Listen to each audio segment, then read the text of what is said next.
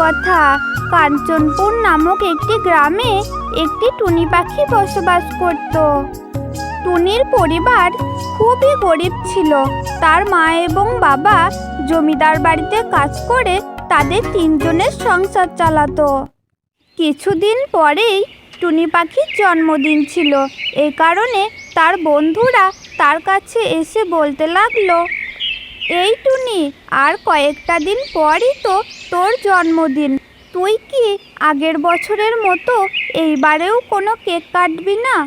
তখন পাশ থেকে অন্য একটা পাখি এসে বলতে লাগলো, আরে তোরাও না, এই গরিব ভিখারিরা কেকের পয়সা কোথায় পাবে? আগেরবার আমার জন্মদিনে দেখিসনি আমার আব্বু আম্মু কত সুন্দর 3তলা কেক এনেছিল, কত সুন্দর আমার জন্মদিন পালন করেছিল। হা হা হা।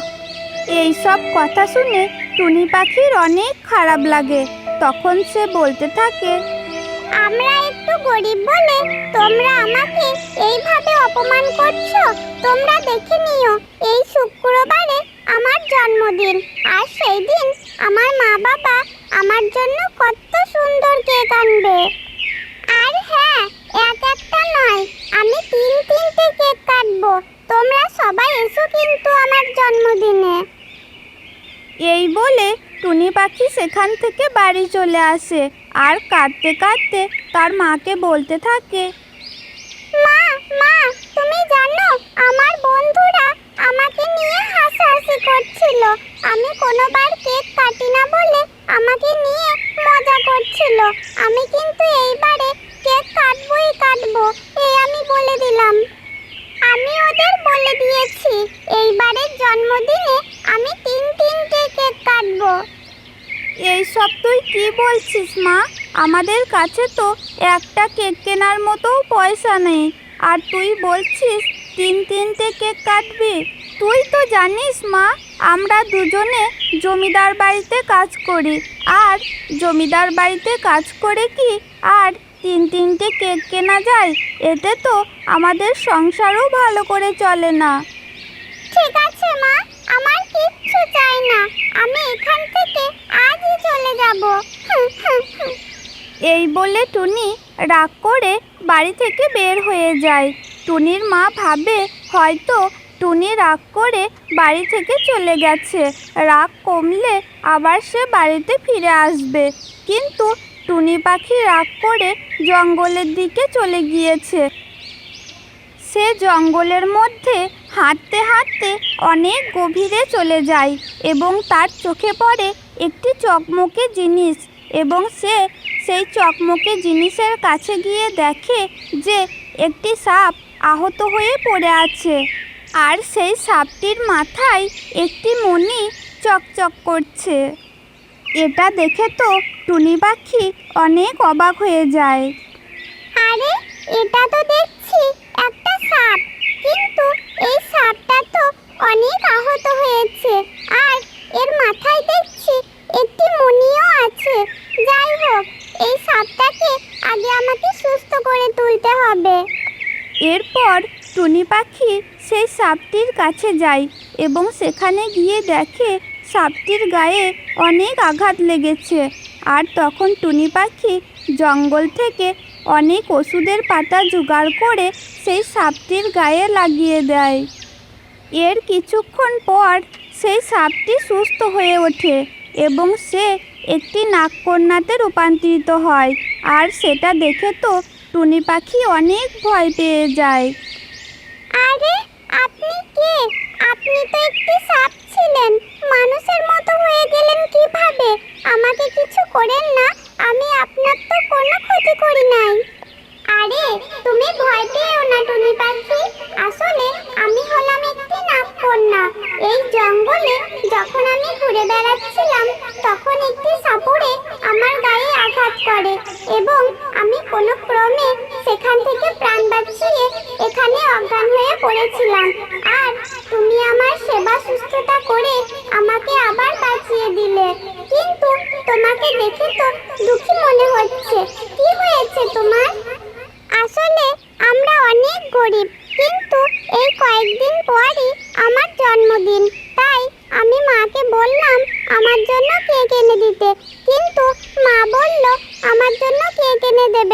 এই কারণে আমি কাঁদতে কাঁদতে রাগ করে বাড়ি থেকে চলে এসেছি। টুনি পাখির কথা শুনে নাগকন্যার অনেক মায়া হয় এবং সে টুনি পাখিকে বলতে থাকে, ঠিক আছে টুনি, এটা তো খুবই সামান্য ব্যাপার। আচ্ছা, তুমি চলো আমার সাথে আমার দেশ নাগরাজ্যে চলো। সেখানে আমি তোমাকে অনেক ভালো ভালো জিনিস দেখাবো, আর বিশেষ করে একটি জাদুর কেকের নদী দেখাবো তোমাকে। এরপর নাগকন্যা সেই টুনি পাখিকে নিয়ে তার রাজ্যে গেল। আর সেখানে টুনি পাখি দেখল অনেক বড় বড় ঝর্ণা, গাছে গাছে ফল, গাছে গাছে ফুল, নানা রকমের রামধনু, আরও কত কিছু। এরপর সেই নাগকন্যা টুনি পাখিকে নিয়ে যায় সেই বিশেষ কেকের ঝর্ণার কাছে, যেখানে রঙে রঙের ফ্লেভারের নানা রকমের কেক ছিল। এটা দেখে তো টুনি পাখি মহা খুশি। এরপর নাগকন্যা সেই টুনি পাখিকে সেই ঝর্ণা থেকে একটি কেক তার হাতে তুলে দেয় এবং টুনি পাখিকে বলতে থাকে, এই নাও টুনি, এটা হলো জাদুর কেক। তুমি যত এই কেকটাকে কাটবে, এই কেকটি কখনোই শেষ হবে না। আর এই কেকটি তুমি যতবার কাটবে ততবার এখান থেকে হিরে জহরত টাকা পয়সা বের হবে। তোমাদের আর কোনো দুঃখ কষ্ট থাকবে না। এরপর টুনি পাখি সেই কেকটি পেয়ে অনেক খুশি হয় এবং সে নাগকন্যাকে ধন্যবাদ জানিয়ে সেখান থেকে তার বাড়িতে ফিরে আসে। আর এরপর থেকে টুনি এবং টুনির মা বাবার আর কোনো দুঃখ কষ্ট থাকে না। তারা তিনজনে সুখে শান্তিতে সংসার করতে থাকে এবং লোকের উপকার করতে থাকে। এইভাবেই তাদের জীবন কাটতে থাকে। সে অনেক দিন আগের কথা। বিষ্ণুপুর নামক একটি গ্রামে বাস করত একটি টুনি এবং একটি টোনা। তাদের সংসার খুবই ভালো চলছিল। একদিন টুনি পাখি টোনাকে বললে, টোনা, আমার না খুব আপেল খেতে ইচ্ছা করছে, কিন্তু সেটা বাজার থেকে কিনে নয়, আমার নিজের হাতে লাগানো গাছ থেকে আপেল খাবো। কেন টুনি? বাজার থেকে গাছ এনে ওটা লাগিয়ে ওখানে ফল হতে অনেক সময়ের ব্যাপার। তার থেকে বরং আমি বাজার থেকেই আপেল কিনে এনে তোমাকে দিচ্ছি। টোনা, বাজার থেকে তো আপেল কিনে প্রায় খাই, কিন্তু এখন আমার ইচ্ছা করছে আমি নিজে গাছ লাগিয়ে সেখান থেকে আপেল খাবো। ঠিক আছে টুনি, তোমার যেহেতু আপেল গাছ লাগাতে ইচ্ছা করছে, তাই আমি বাজার থেকে তোমার জন্য একটি ভালো আপেল গাছ এনে দিচ্ছি। আমার লক্ষ্মী টোনা, এই না হলো আমার টোনা। হয়েছে বাবা, হয়েছে। আর অত আদিক্ষেতা করতে হবে না। আমি যাচ্ছি বাজারে তোমার জন্য আপেল গাছ আনার জন্য। এরপর টোনা বাজারের উদ্দেশ্যে রওনা দিল আপেল গাছ কিনে আনার জন্য। বেশ কিছুক্ষণ পর টোনা একটি আপেল গাছ নিয়ে তার বাড়িতে ফিরে এলো। এই নাও টুনি, তোমার জন্য আপেল গাছ নিয়ে এসেছি। এরপর টুনি সেই আপেল গাছটি তার উঠানে লাগিয়ে দেয়।